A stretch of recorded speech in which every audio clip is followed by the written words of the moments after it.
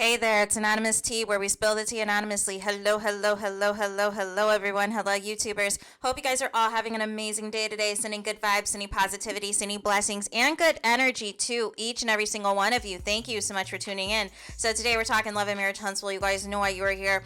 Today we are talking about, what is the purpose of what Carlos King is trying to do with Keke on their show. I feel like it went from, Keke really being like a full-time cast member. We would see a lot of her life, her family life, and all of the things. And it just feels like she is only being utilized to, quote-unquote, expose Marceau's cheating, right? But the issue that I have with this is that not even, whatever tea she has on Marceau is they're treating basically Keke as if she should be invalidated and calling her a drug addict and all of these names that I just do not feel is good. I do not feel that that is healthy. It reminds me, I don't know if you guys remember on Bravo, those of you who watched Real Housewives of Beverly Hills season 1, where Kyle Richards got mad at her sister Kim because Kim basically told her in the season finale that her sister and her husband, Mauricio, stole her house.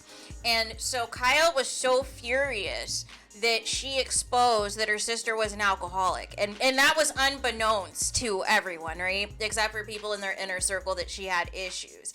And I feel like we're along the same line here where if anything that Keke knows about her family or about Marceau and Letitia, it is immediately going to be invalidated, and they're just going to be like, oh, she's got a drug issue, she's got this issue and this, you can't take her seriously because she's high, she's under the influence, blah, blah, blah, blah, blah. But, like with Kim Richards, her story of Kyle and Mauricio stealing her house ended up being true, you guys. Here's the thing, so I don't, people can be under the influence, but it doesn't mean that they're wrong about something, especially when it comes to their family tea and their experiences with their family, right? Some would even argue that whether it's alcohol or whatever your substance is of choice, that you're a lot more forthcoming and truthful than you are when you are sober. I mean, I'm just saying. I just hate that this is being, turned into, oh, Keke's only on the show because she's messy. Keke's on the show to try to take down Letitia and Marceau. But the same people did not have a problem when Marceau and Letitia for several seasons were throwing digs at Martel and Melody Cherie for those cheating rumors. And this is what people fail to realize. There would be no reason of Keke being on the show exposing Marceau's alleged cheating or any of these things had Marceau and Letitia not been so passive-aggressive and making fun of Martel and Melody from season 1, episode 1, when you're planning their anniversary party and bringing up cheating at an anniversary party and bringing up at a lunch and a sit-down with Melody Cherie, the side chick, and how Martel's side chick and her have matching BMWs and that Mel better not mess with you or you're going to expose her and all these things.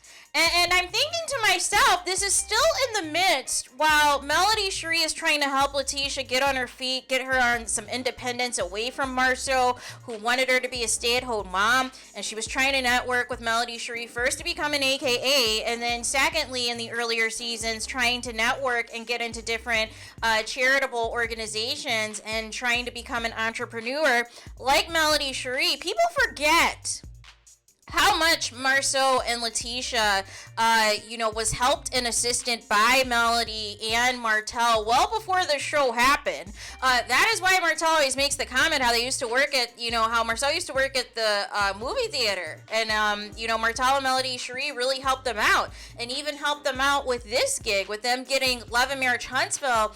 And it's just disgusting to me how they flip this around on camera and have completely just turned this into an opportunity to slander Melody Cherie anytime they're on the screen. And it's just very ungrateful. It's very passive-aggressive behavior. It's snide comments. It's little subliminals on social media and all of these things. And it's like, Mel and Martel knew you guys when you guys did not have a penny to your name. and have went through the lengths to help you get to where you are now, and you're so inspired by them that you're literally trying to copy everything that they've done, and trying to pass it off to the public as success, except for we have zero receipts to back that up, right? Other than the false narrative that is being presented on the show. And even Carlos King is going as far as to present Marceau and Letitia as if they are this it couple, as if they are this power couple. But what power do you have if your husband is continuing to disrespect you and belittle you every time you're on the camera, right? Every time you're on the screen, right? Trying to make a mockery of you and not take you seriously and not take anything that you're doing seriously, and act as if you're a glorified separated couple that have agreed to remain together regardless of whatever cheating rumors have happened in the past or present or what have you. You're not going to go anywhere because you feel that being married, saying that you are Marceau's wife, is more important than being a single mom and setting a good example for your kids. That you're not going to take disrespect from your husband, right? But, you know, this is where we are, right?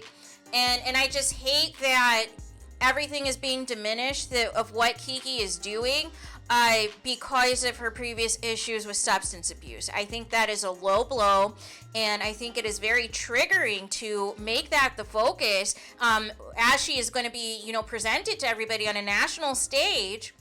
And that is, you know, something that, you know, people struggle with in reality TV, especially when people want to throw in these different digs. And even if you go and look at this clip on the OWN site, on the OWN YouTube, there's even people trying to come for Mel and trying to say that there's nothing to talk about, so why are they bringing this up? But nobody had any problems when Letitia and Marceau were throwing the same digs at Melody Cherie all these seasons.